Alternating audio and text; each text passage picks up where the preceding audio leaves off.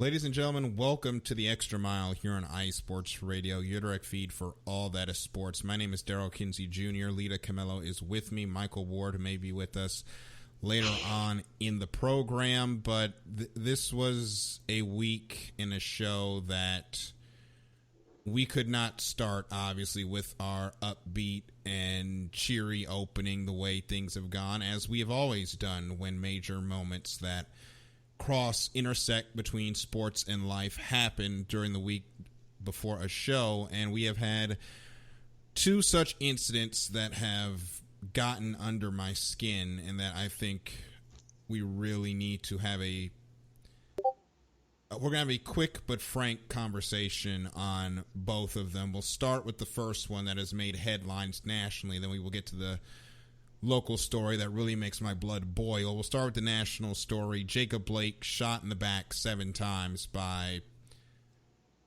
a officer in Kenosha, Wisconsin. I'm sorry if I'm butchering the pronunciation of the town name of Wisconsin. I believe it's spelled Kenosha, but I don't need to go any further.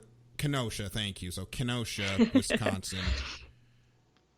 I don't need to go any further. You already know how I feel when it comes to these situations. What I will say is it says a lot about an institution. We are 3 months to the day from the George Floyd murder tearing this country apart.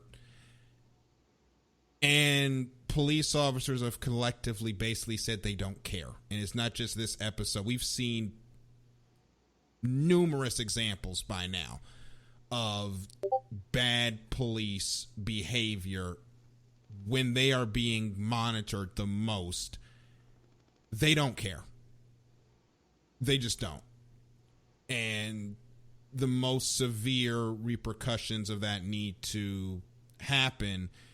And I'm not sure if this country is equipped enough to do it. We've seen the NBA players strike. Pretty much all of sports now has come to a halt today. It will restart in the next couple of days, but they have stopped now to stand with what is going on with the NBA and what is going on in the country when it comes to racial inequality, and yet another African American wounded by police violence that was unwarranted. We'll now go to the local story involving the Washington football team and the allegations that a video was filmed in 2008 of the cheerleaders in the nude, a video that was allegedly made for the owner, Dan Snyder. And I'm tired of the excuses. I've seen the statement. I don't care. At this point, with everything that has come out about the culture of that team, Dan Snyder has to go. Be it he sells of his own volition or the NFL owners force him out. And it's not even about the football at this point, because that is going to be what it's going to be. Winning solves all ills. Winning will not make this go away. If the Washington football team wants a clean start, if they want to be able to wash the slate away with this new allegation and everything that has been reported about the conduct of the executives, the owner has to go, because it started from the top. He is the one that was laissez-faire, allegedly, and let all of it continue. He doesn't get to fix what he didn't think was an issue before. Dan Snyder has to go. And the police departments of America need a serious recalibration or a complete reboot of how they do things. And with that, I'll toss it over to Lita. Lita, if you have any thoughts, you can go ahead, or if you don't, we can get on with the show today, as we do have some topics to touch on. Yeah, I mean, all I want to say is that, the news is getting really hard to watch because of how many lives are being lost to just complete racial tension, let alone just ignorance and racism. And, you add into this that I've seen an upswing on stuff about women being harassed and all sorts of volumes as well. And this is just another thing to add to that. Everything is just completely making these situations more and more prevalent, and just how grotesque our nation is as a whole. And my heart goes out to Blake. I mean, that just all of that. I can't form words as eloquently as you can for this, but it's hard to watch, and things need to change, and they need to change quickly. Yeah. So with that being said, the only positive that we can say is that Jacob Blake did survive, but his medical fight has just begun. I want to say from the bottom of my heart from everyone here at IE Sports Radio, to the Blake family, we give our best, we give our prayers, and he will be in our thoughts. And I even though I don't think anyone would disagree with anything what I've said, just for legal reasons, obviously, the thoughts, opinions that have been expressed here are my own, and not my own and Lita's, because she gave her own, and not that of IE Sports Radio. I have to do that for legalese, but I know that to a person, I think they all believe the same way, that the status quo cannot go on. It just Hey, I've got your back on this. Believe me. Yeah. And with that being said, and I thought about this today, about whether or not to have a show, whether or not to be a part of what someone called the distraction. But at the end of the day, for us, I don't blame anyone whether they decide to do business as usual or not. And for us, we're going to remember, we've given our voice to it, and now we are going to continue with our job as to give you guys the best recap we can of the week in racing and get you ready for this weekend as well. But we, of course, will be doing it with heavy hearts and full minds. So let's go ahead and get started. We're going to start with, of course, our review of the races of the past week, and we're going to start with the Indy 500. This was a race when I texted Lita at the beginning. Like, as soon as it ended, we had very different reactions to the ending of that race. Yes, we did. I was happy that Sato got his second. Lita was absolutely pissed at what happened to Alex Rossi. And we're going to start with the Rossi thing first. His 500 unraveled as fast as I have ever seen a 500 unravel for a person, except for his teammate, which we're going to talk about later. Let's talk about the penalty first. What did you think of the unsafe release penalty? All right. I told you I would behave, so I will use better wording than I've used with my own father on Skype while we were watching it. Sorry, Dad. But just absolute crap is the best word that I can find for that. If you guys didn't watch the race and you get a chance, it's got to be somewhere out there on the internet. But we have the first pit stop, or we have one of the pit stops, and Rossi is in. Rossi's been playing back and forth. It was really funny with Scott Dixon for the front, because they're both trying to save fuel. So every lap they're switching who gets first, so they can kind of, they acknowledge that it's going to be a good race if they're both still in it. So they're making it work. It's really, really, really cool. So everybody comes in for a pit stop. Rossi gets the go-ahead to pull out, and if you watch the video very carefully, there's a McLaren in the lane, in the far right lane, and then Sato pulls out right before. So Rossi's waved off, so Rossi goes to pull out. Sato just pulls out, so the lane was clear as Rossi gets the all clear. and you see them both kind of pull out at the same time. I think Sato has a little bit of a go-ahead, and Sato keeps going into the little merge lane rather than pulling out of the way because you should most likely merge with traffic. And instead, he tries to bolt ahead to try to get around Rossi and ends up, they both hit each other. Rossi is awarded a penalty for unsafe release. And this is all during a caution, and he is to drive all the way to the back of the field and try to make his way back up to first, second place. And I'm going to say first, second place because Scott and him were sharing. And just, you watch it, the lane is clear. Sato's not out yet. It's not like Sato started pulling out and the guy waved him. It's completely clear. It seems fair that he pulled out. Sato pulled out. Really, it should have come down to if there was a penalty, both of them had that issued on them, or it was just kind of waved away. But Rossi was the one that got the penalty, which was, I just thought, absolutely ridiculous. So, yeah. The way I looked at it is, what exactly are they supposed to do? Like, yeah. I didn't really agree with the penalty either. No. Like, it's one of those things where that late in the race, don't make the call. Don't change the outcome of the race unless it's something egregious, which Sato's blocking may have been. But Sato's always been aggressive in these cars, which is a positive and a negative, as we've seen. You know, he should be a three-time 500 champion right now if he hadn't spun out in 2012 because he went too low going into turn one. Ironically, actually, I think that was Franchitti that day. I was going to say Dixon, but I don't think it was Dixon that day. But he should be a three-time champion. Sometimes his aggressive gets to him. He was definitely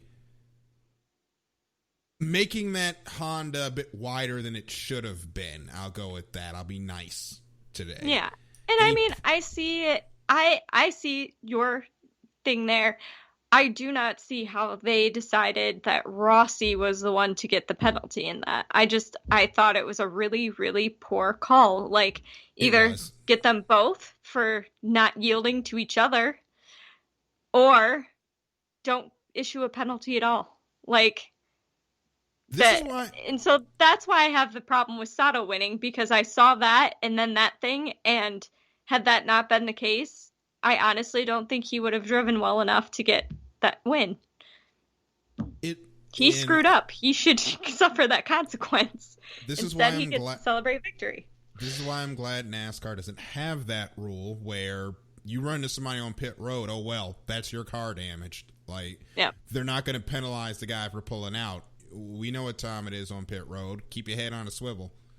And there are obvious instances of unsafe releases. We've seen them before. We've seen some really dramatic ones over the years. But that was not one of them. That was not one that deserved a penalty. That wasn't even an unsafe release. Let me make sure I correct my phrasing on that. It wasn't even an unsafe release. So, I don't know. Maybe they're drinking up there. I don't know what they were doing. But they clearly did not see the same video we were watching. No, they weren't. And we talked about one driver's race unraveling because, unfortunately, Rossi ended up back in traffic and ended up crashing out of the race because angry Rossi is an exciting Rossi. And, unfortunately, he got a little bit too far out into the gray because probably racing angry, ended up hitting the wall. And I had mentioned his race only was only the second fastest Indy 500 I've ever seen unravel. Let's talk about the driver whose Indy 500 unraveled as soon as the green flag fell. Less than 5 seconds, man. Poor Marco Andretti. We were talking him up so much last week. After tearing him down so much the week before. Yeah, we tore him down the week before. You know what? We were right. That's the sad part. And we were so mean that day. I remember that. Like, we were very mean. Like, we And I'm literally, like, you watch the race start and you yep. see Dixon just obliterate him on the start, and then you're just like, wow, he didn't even get one lap as lead. Mm-hmm. Like, wow. Matthew Owens and Taryn Rodriguez, or Taryn, I hope I said that right the first time, or in those times. I keep getting his name wrong. So you second guess this every week. I do this every week, and I always second I guess thought it was myself. Taryn. Did I get it? I don't know, but Big T, we'll call him that. Big T Big and T. Matthew Owens are in here. Owens basically said that the only driver that had their 500 unravel quicker was Mario and Roberto Guerrero in the same race in 1997. I'll take his word for it. I got it right the first time. Thank God. Okay, cool. So, also, Zach Veach's race ended on the very first lap, or Ed Carpenter's race ended on the very first lap thanks to Zach Veach, which I love Ed Carpenter, and unfortunately, he goes yet another year without winning this freaking race. I think we all want to, but I just want to get back to Marco. Marco doesn't lead a single lap from starting from the pole and finishes 13th. Yep. I don't know what deal with the devil Mario made to win his race, but his son and his grandson have had absolutely zero luck at the Indianapolis Speedway trying to win a race. They have had everything that could go wrong for them. In fact, Marco was going to win a race way back when, and Helio Castroneves pipped him at the line. Like 200 feet from victory, Elio just sails by on the left side and wins the race. What do you think he's thinking there, not leading the race, just trundling around in 13th? Like, well, here I am, blowing another chance to win the Indy 500. Like, what is he thinking at this point? I don't know, but in all honesty, if that were me and knowing my self-deprecating and self-hatred that I can usually throw on myself, it would not be a fun drive. It would be a lot of yelling at myself and hoping I didn't accidentally hit the radio button the entire time. Yeah.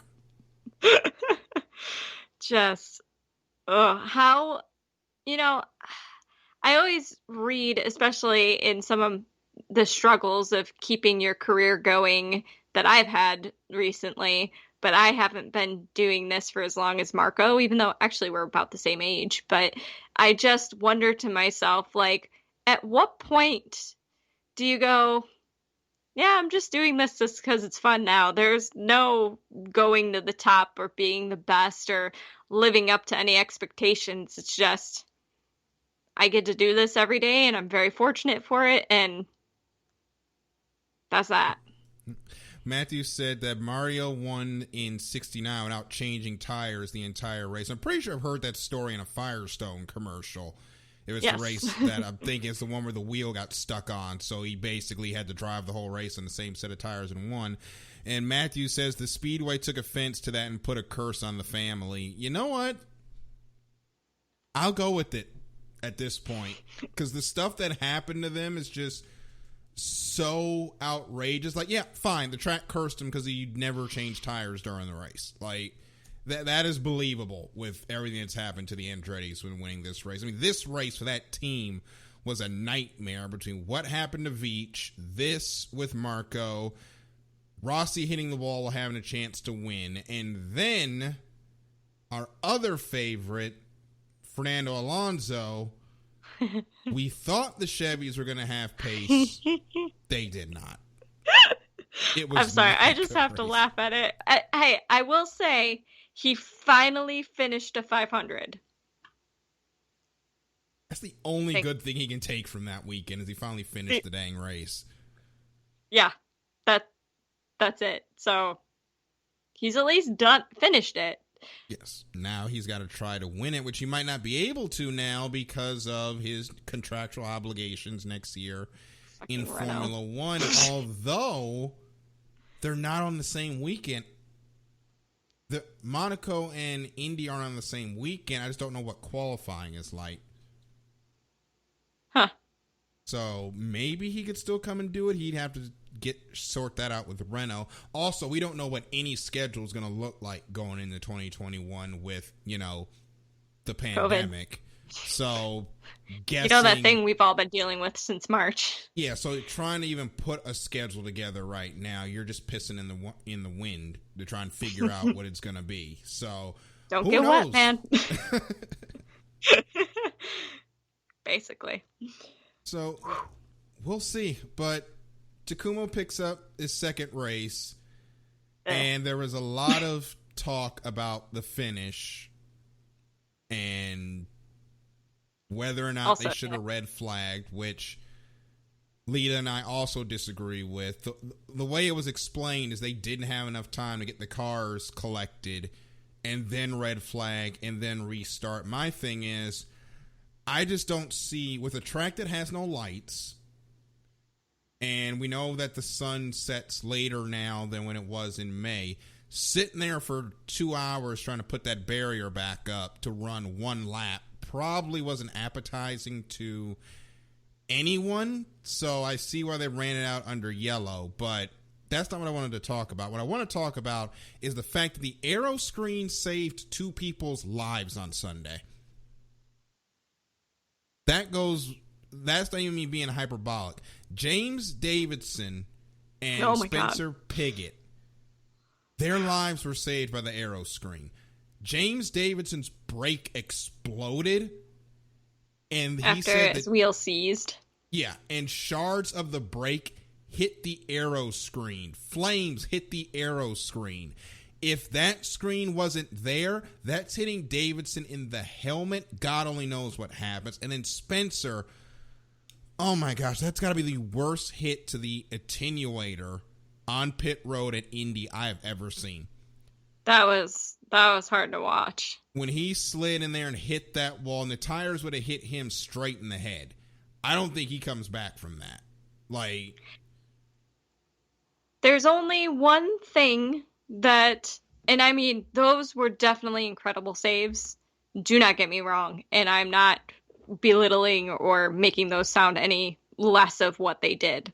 Mm-hmm. However, there is one thing that was a little bit of a concern, and that was when we saw them in accidents and when James Davidson's car started to catch fire and he's trying to get out, he can't get the tube on the top of his helmet off, and he's having difficulties getting out of the car fast enough because of all the extra stuff, because of the screen. So that was actually one of the only things that I saw, and I was like, okay, yes, it's great that we have this on there, but at the same time, now it seems like it's taking him exceptionally longer, and those seconds can make a difference.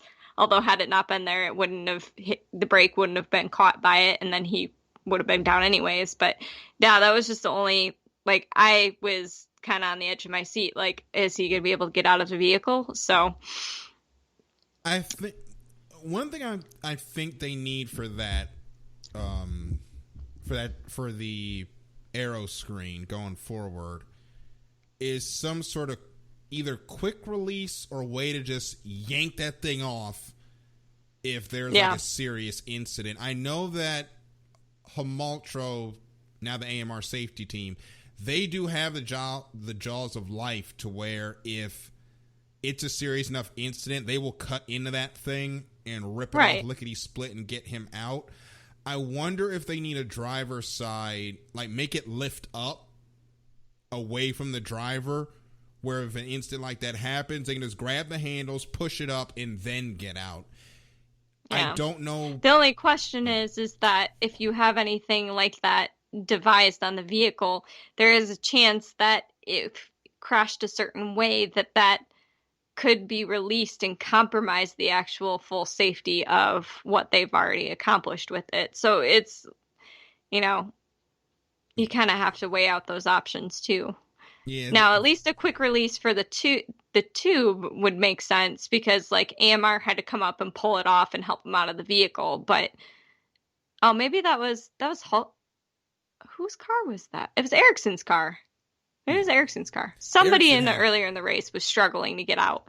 But Ericsson regardless, the point too. being that was the only thing that was like, it should be a lot easier for someone to get that tube off, because he's like trying to stand up and the tube's pulling him back. And I'm like, that's not good. So I will say about the Indy 500 this weekend or on Sunday, we saw a lot of hard hits. Yeah, we did. And you don't wreck small at this track anyway, just to how the corners are shaped. You know, NASCAR was there a month ago, and we saw how hard Denny Hamlin hit the wall. But I don't know if it's because of these cars and how light and fast they were, but a lot of people were hitting the wall a ton this week. Like, if you think oval racing, I now understand why all of the drivers that say they don't want to do ovals in IndyCar, I get it. I really get it. Because these hits don't look fun. No. And especially at this place, hats off to the 33 that always get in the cars, usually during the month of May, to run that race, because you are braver souls than I. Because I'd hit that wall one good time, I'd be like, you know what? I'm good. I don't need to do this anymore. I will say, from that one beautiful time that I did get to drive an Indy car, that when you're in it and you're driving on an oval, there is no feeling like it in the world. Mm-hmm. So and I was going maybe like 3/4 as fast as they were going, not quite. So yeah, maybe my ideas of that would change if I had hit the wall like they did, but I think the amount of times that they have personally hit the wall like that on those tracks compared to what they get to experience every time they go out there, I get it. There's just a feeling that you can't describe, and it makes you feel very alive. Very alive. So Gateway is this week. They'll continue the oval racing at the Gateway. Worldwide Technologies Raceway is what it is now in Gateway near St. Louis. That'll be this weekend, a double header, as IndyCar is also trying to make up for missed races on their schedule.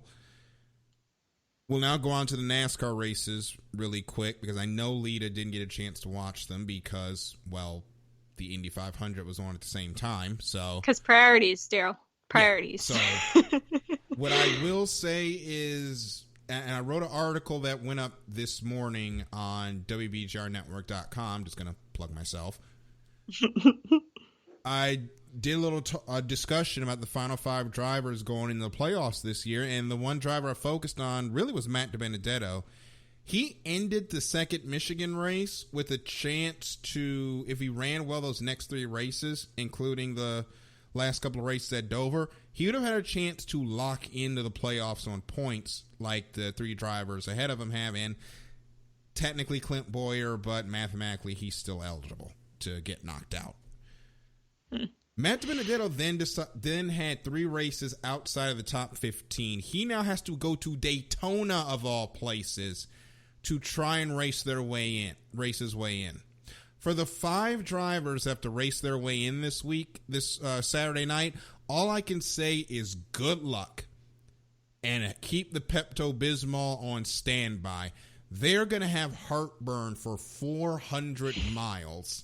And it's not just because of the big one. There's a chance of rain during this race because it's Daytona in August. It just rains. That's just what it does in Florida during this time. You've got to deal with the possibility of getting wiped out in a big one and somebody from 30th on back in the points, picking up a win at Daytona.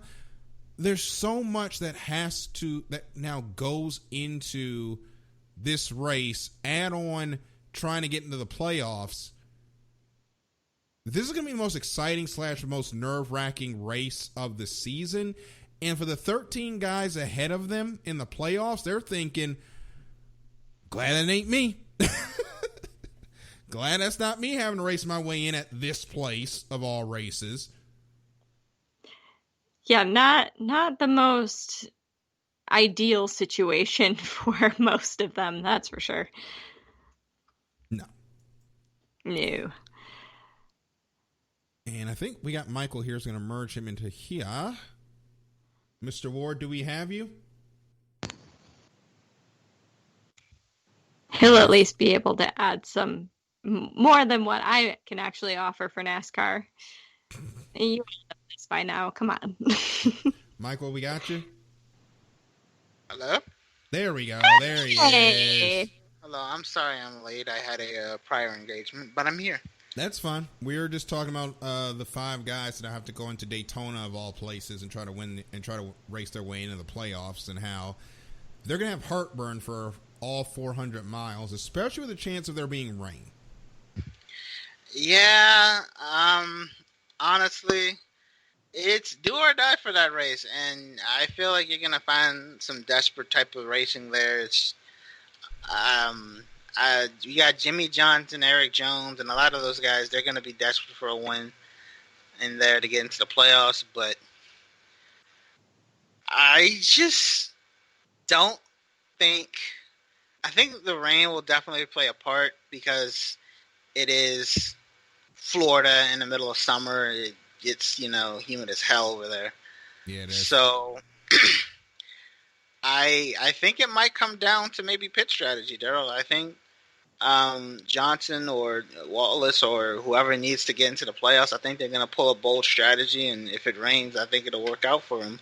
But, if rain is not in the forecast, I think it comes down to who. Well, I'm going to stop you right there. I'm going to stop you right there with the rain not in the forecast. It's Florida in any month that's not November. Right. It's just going to rain. Like, being a weatherman in Florida is the easiest job in the world during the summer. Because all you got to say is, it's going to be hot, it's going to rain at some point. It might be a hurricane this week, but it's going to rain. And it's going to do that every day of the week until November. And then it's going to be warm and sunny up until March. And then y'all know what's going to happen. See y'all next week. I agree with you. Which means that race is going to come down to who has the biggest ball sack. Basically. Somebody's going to have to make a strategy play. Strategy play, or they're just going to have to do some things in the race that's just out there, Yep. I'm talking 5 wide into the trifle, but let's not say that. But well, if they fit 5 wide into that trial, well, they are some magicians, because that's going to be tough at Daytona without going under the yellow line. And, oh boy, if NASCAR has to make a call on that rule this week with somebody picking up a win, that Twitter is going to be a fun place. But yeah, I remember how much of a crazy debate that was when Reagan Smith, with the whole Reagan Smith and Tony Stewart situation. Yeah. And the Justin Haley situation, which, I'm sorry, Justin Haley was clearly below the line. He did not win that race a couple of years ago in July in the Xfinity Series. I'm sorry, he did not win that race. And before we go to the break, I do want to announce some actually good news that we actually got from Big T earlier this week. The Extra Mile has surpassed 5,000 downloads on Spreaker.com, which I think is awesome, and I think that deserves the applause sound effect here. I want to thank everyone that has downloaded an episode of The Extra Mile on Spreaker, anywhere you've listened to it. And I also want to thank my co-hosts here in Lita, Michael, Caitlin, wherever she is. I want to thank everybody at iSports Radio for giving me this opportunity. I didn't know where this show was going to go 4 years ago when I started, but it looks like it's on the right track, which I'm happy for, and here's to 5,000 more. So with that being said, we're going to take a quick break. We're going to come back, get into a lot of Formula One, as we're going to talk about the new schedule coming up, and what races we're excited about, why we think that what do we think about the new rule about engine modes, and whether or not it's actually going to change out qualifying. Spoiler alert, no, it's not. And we're also going to remember a tragic passing 1 year ago this weekend. We'll talk about that on the other side of this break here on the Extra Mile on iSports Radio, your direct feed for all that is sports.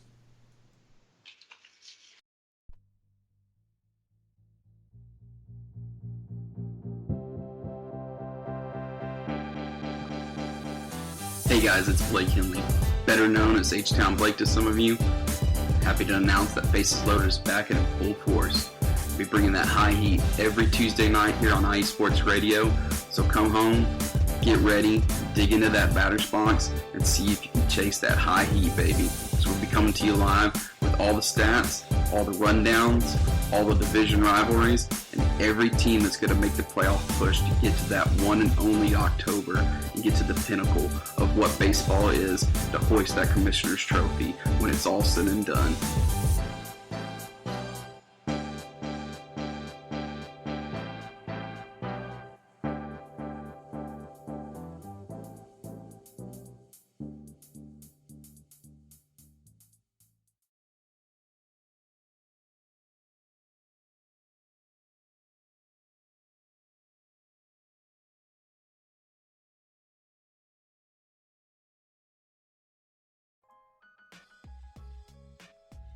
Hey, what's up, sports fans? You're looking for a different type of sports talk show, something you haven't heard before? You gotta check out the BS3 Sports Show every other Saturday on 2 Live Stews Radio, 1 p.m. Central Time, 2 p.m. Eastern. Sports talk at its finest. Always have great guests, playing some good hip-hop. You don't want to miss it. Make sure to tune in to the BS3 Sports Show every other Saturday at 1 p.m. Central Time, 2 p.m. Eastern.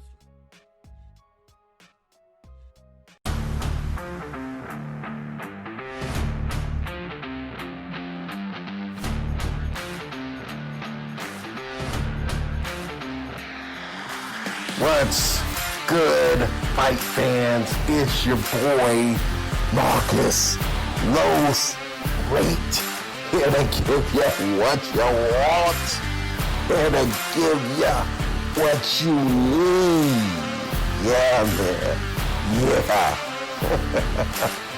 I'm coming to you live, straight from your mama's basement with a crispy, awesome white tea. We are coming to you live every Tuesday at 10 p.m. Eastern Standard Time. Powered by IE Sports Radio, your direct feed for all that is sports.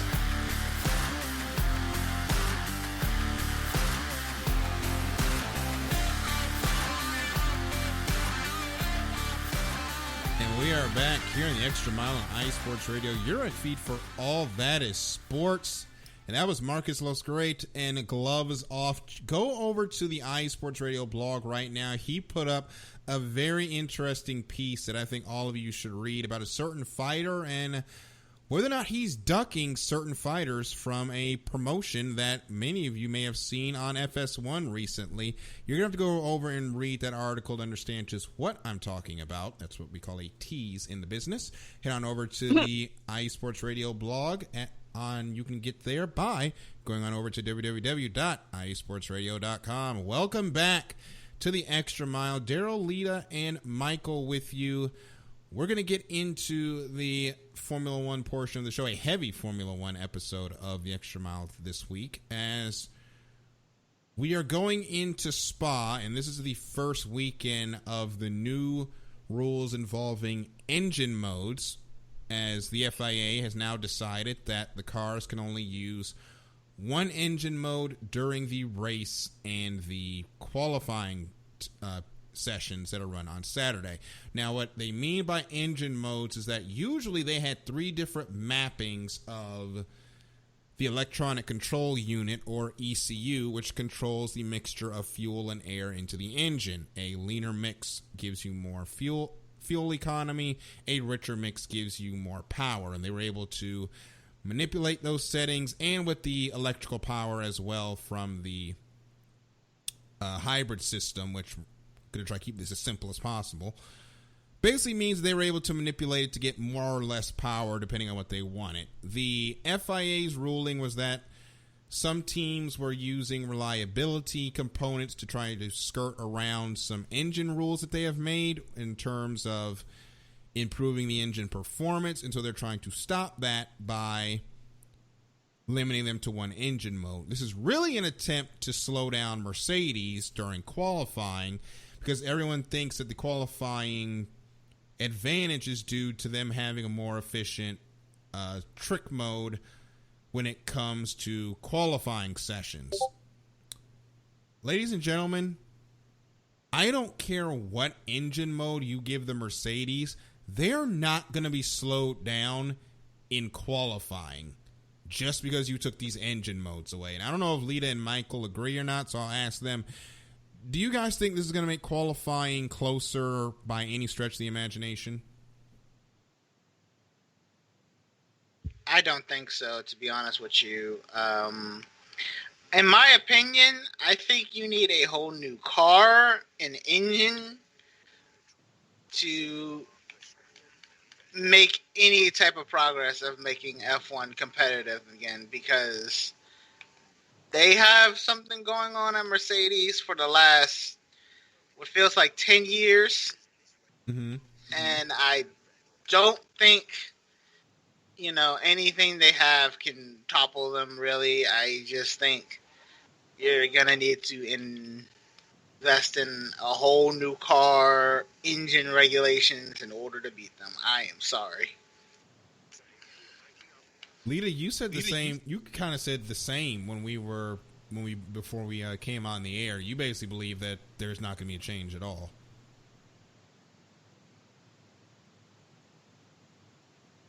Yeah, Lita.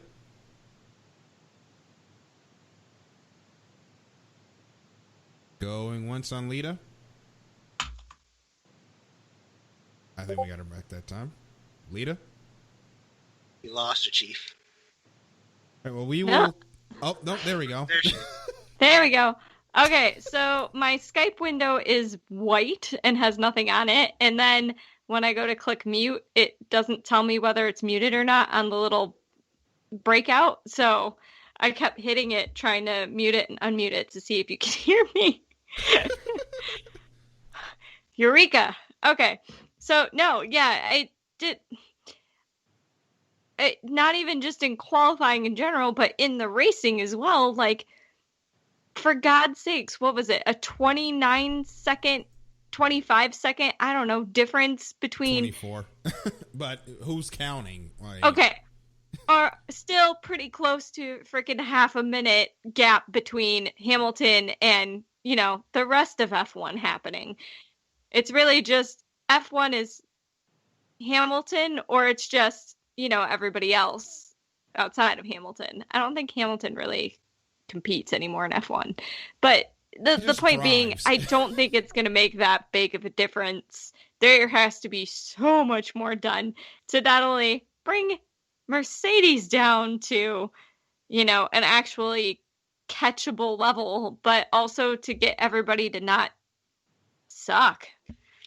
And the worst part about it is, I think if you make a whole new car with all new engine regulations, I don't even think that's going to stop the big issue with F1, which is a team dominating for like a decade. Yes. Yeah, and it's because there's so much funding behind them too. They have all the money to do a lot more in development compared to the rest of the team. So, yeah. So, here we are. Yeah, here we are trying to figure out just what exactly they're going to do. Like... The question is that we do this every year, though. When do we get to a point that we actually don't have to contemplate this anymore? 2022, like when we get the new regulations? Yeah.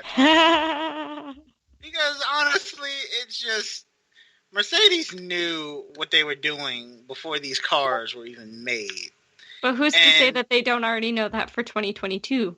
And that's the part I'm worried about anyway. Yep. I was going to say, we're all like, maybe 2022, but there's a little part of me that's like, If 2022 comes and we get to Australia and Hamilton wins the race, I'm just going to be like, well, I think it's time we all dropped F1 for a good while. F1 and us are breaking up indefinitely. Never, ever getting back together. Because I want to get excited when I see an F1 race. I want to have a reason to wake up early in the morning. Yeah, and if we want to go into the schedule now, Daryl, we can talk about things that some of us are not excited about because of, Hamilton's just going to win anyways.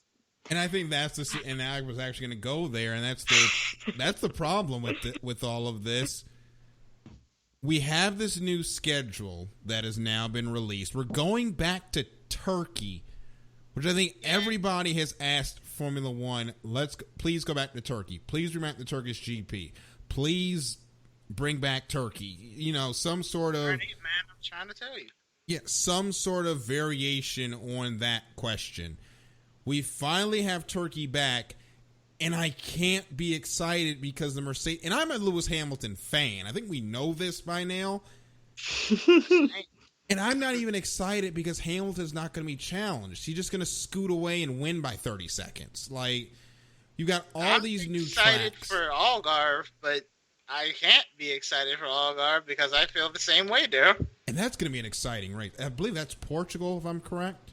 Yeah, that's Portugal. I am so excited to see that racetrack with Formula One cars. I love that track because I played it a lot on Project Cars and Sport. Yep. That is a really nice track. And not only that, we're going back.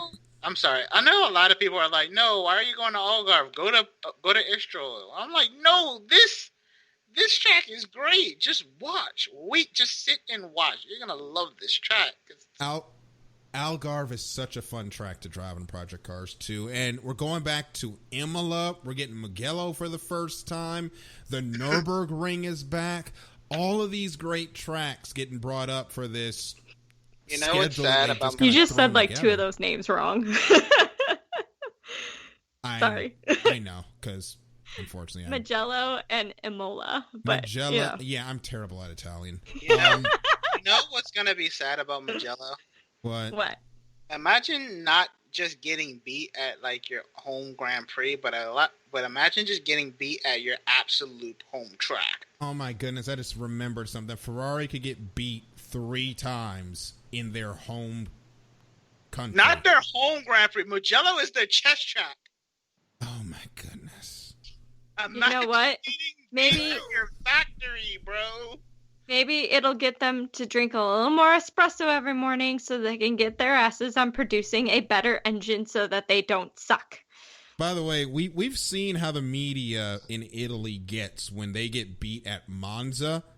We're not nice. Monza and Mugello are on back-to-back weekends. There may be a Tifosi massacre of Ferrari team members.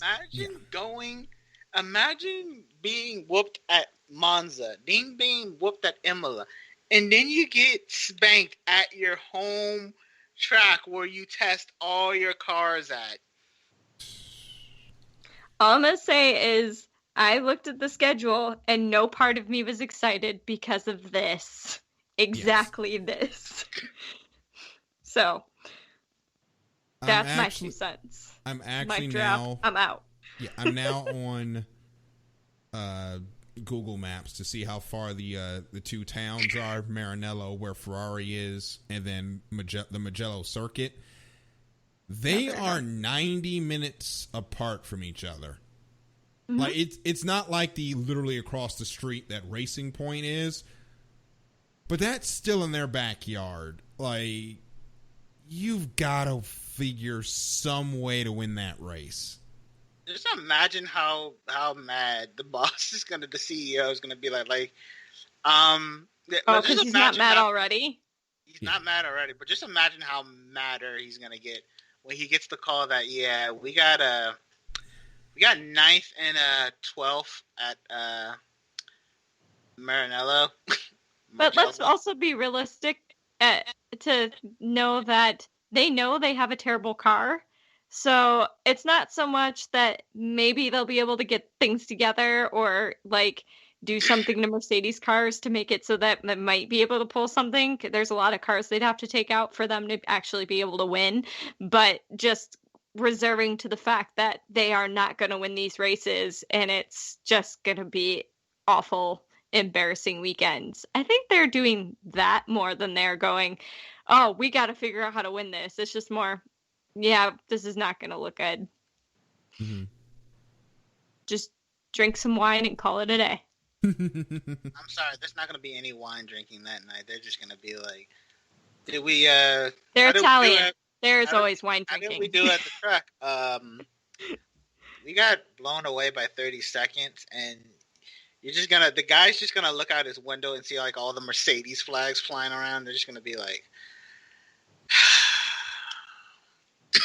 and he's gonna. Minotto's gonna get fired. That's actually that was gonna be my next question. To like an angry mob. Tifosi. Yep. Of like, why the hell They're you called lost? the Tifosi. Lita already answered this question. But this is kind of where I was I going don't to want go to join to. the Tifosi, by the way. If What? we get to I don't want to join the Tifosi. be a Ferrari fan. We have a cool name. Yes. So here is my question. Lita kind of already answered it. Michael Ward is now a part of the Tifosi. Okay. If we get to Mugello and Mercedes just annihilates Ferrari like we think they are, We know they are. Yeah, does Binotto even get back in the building at the end of the day? Or are they just going to take his keys right there? And not I'm only surprised that, they haven't already, but go ahead. I'm literally just saying I'm surprised they haven't already. Like, No, just think about it. They get beat by Mercedes, Verstappen, and also the pink Mercedes. Yep. They get beat by all those cars, and they're just gonna be like, Lita, I think the factory might close, man. I mean, that's what you get for resting on your laurels and not bringing your A game. Yeah. I may be And- Italian, but I also know when people aren't doing what they should be doing, which is being innovative and awesome. Really just drove a legacy into the ground, and it's embarrassing. Yeah, Ferrari they've got a lot they got to fix, and it needs an entire culture reset at Ferrari if they're going to get better. That's what I'm gonna say. They need a culture reset. I'm with you. Not Italian culture, by the way, but just a culture reset as team-wise. Yeah, but... a culture reset of the team. Let's be specific. And our last bit of news when it comes to Formula One, as we go into this week, we're going to be racing with heavy hearts as, 1 year ago this weekend on Saturday, actually, we lost Anthony Hubert in that just awful incident at the top of Eau Rouge, because I cannot pronounce the name of the actual corner, but at the top of Eau Rouge, Hubert had that incident. Juan Manuel Carrera just could not there was nothing Juan could do. And then he ended up making contact, and unfortunately, That was it. yep. And then he ends up, going into the side of him, and that's it. And the only thing I can really say is, hopefully that it was quick, which, like what I said that day, he probably got hit and woke up in heaven, and that was it. The F2 paddock, the entire open wheel paddock that goes to Spa this weekend will be running with heavy hearts, and everybody's going to be holding their breath the first time the F2 cars head towards Radillon, just hoping that they get through that corner okay, and after that, there'll be a race, and we'll be able to get through it. But we are thinking about Hubert this weekend.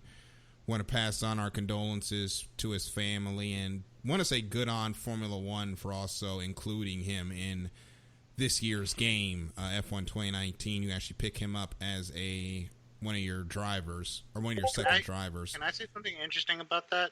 Mm-hmm. My first F2 championship, he was actually my rival. Nice. Aw. I beat him by just a point. Mm-hmm. Just wanted to throw that out there. Yeah. It's always sad to see the young ones go. You don't get to see what they can become, what they could have done. Yeah. And we'll be thinking about him this weekend. And the F2 race, I will say, it will be emotional, but it's also going to be a damn sight better than that F1 race on Sunday. Oh, The F2 races are so good. Like, they are aired on Watch ESPN here in the United States if you don't have the F1 TV. If you don't have the F1 TV streaming service, you can watch them on Watch ESPN. I watch them after qualifying. They basically run after qualifying 3 for Formula 1 is over. So it's going to be a fun race. I really think you should check it out, and not just for everything that's going on for Hubert, but for how good the races are. I mean, a guy started at Spain near the back of the pack and ended up second. Like, you're not going to see that in a Formula 1 race. No, you are not. No. I mean, maybe he's Verstappen, but that's just me. Yeah. So we are heading into our new edition of Nearest the Win, where we've got to make points, where I somehow held on to the points lead through everything that happened this weekend. Apparently, no one really close to me was able to pick up winners to jump me in the points. So as I try to find where our points actually are, I have to go to Messenger to find them. I still have none. I know exactly where I am, at the bottom.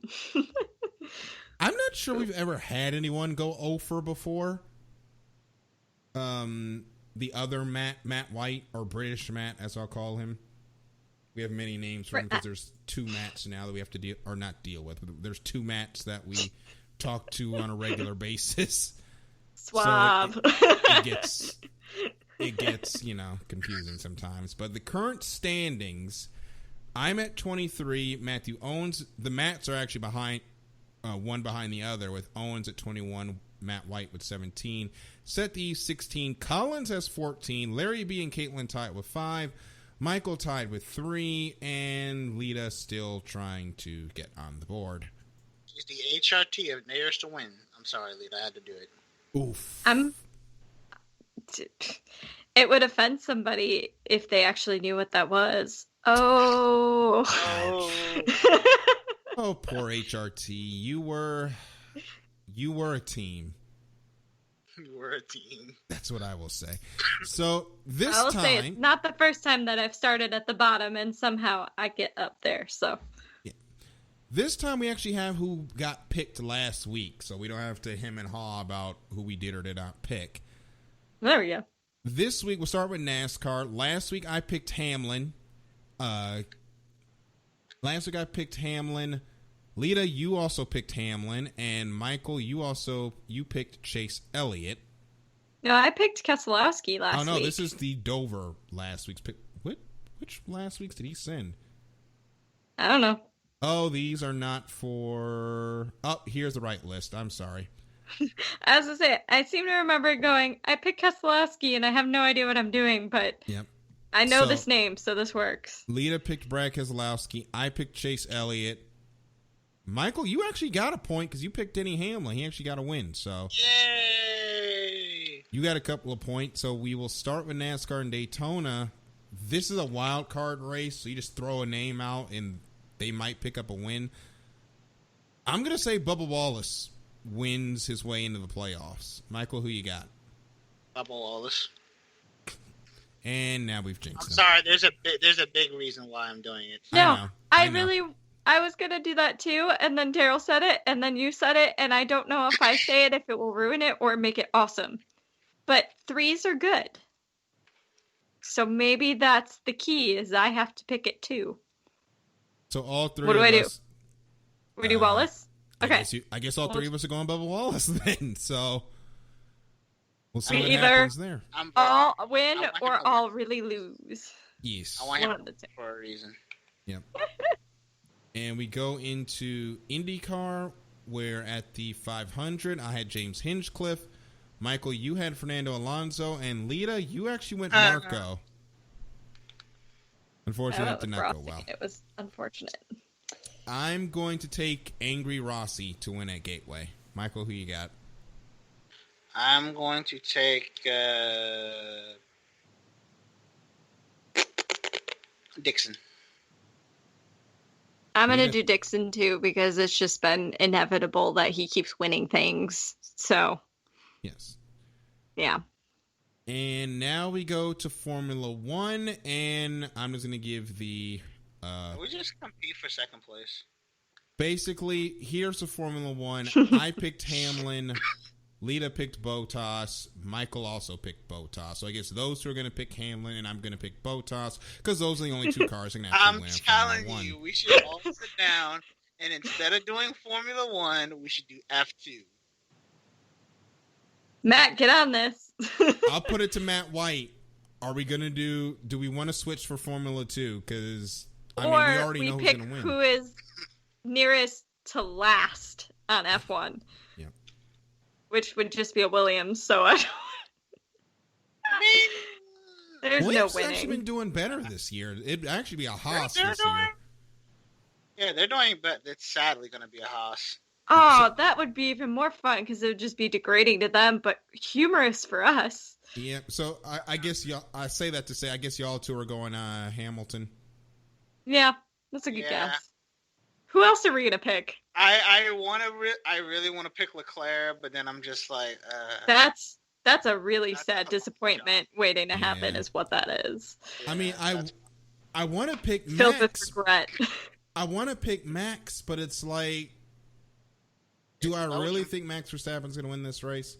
I don't see their tires falling apart like they did at Silverstone. So I'm going to go Bottas. And those are our picks for this week. And if you guys want to play as well, hashtag nearest the win with your picks, post that on Twitter by the time the engines fire, and we will get you into the points as well. And with that being said, it's time to throw a checkered flag for this episode of The Extra Mile. Remember, I know Lita's podcast right now, Mimoto, is on hiatus, but you can still go back and listen to previous episodes. Lita, where can they find that? You can actually find it on just about any podcast listening platform now that you listen to. So Google Podcast, Apple Podcast, iHeartRadio, Stitcher, and also Spotify, among others. So, or you can visit us at mimotoonline.com, and we have our episodes up on there as well. You can also catch my writings at wbgrnetwork.com. You can also catch me on 2Y Tuesday. No episode coming up this week, however. I have to do some things for class because that starts up next week. Last year of master's program. Let's go. But that means I have to sit through a lot of Zoom conferences because people have decided, hey, we're going to have 4-hour Zoom conferences.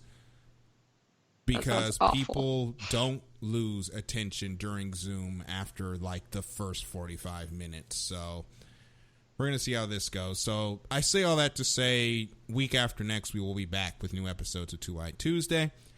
You can also catch my writings on wbgrnetwork.com. Check out our blog as well, IE Sports Radio, on www.iesportsradio.com. And also follow our social media pages on Facebook, Instagram, and Twitter. And, of course, if you need to get in contact with us on Twitter, I'm at DKJr12, Lita's at Lita Camello, and Michael's at Michael_Ward25. With that being said, this has been The Extra Mile for Michael and Lita. My name is Darryl. This has been The Extra Mile. We will see you at the next green flag, but we're not going to play out for music tonight. We're just going to go out on a moment of silence, not for Jacob Blake, not for the Washington football team, but for America. Our country's hurting right now, and it's been hurting for a long, long time. So we're going to go out with a moment of silence for the United States of America. We'll catch you guys next week.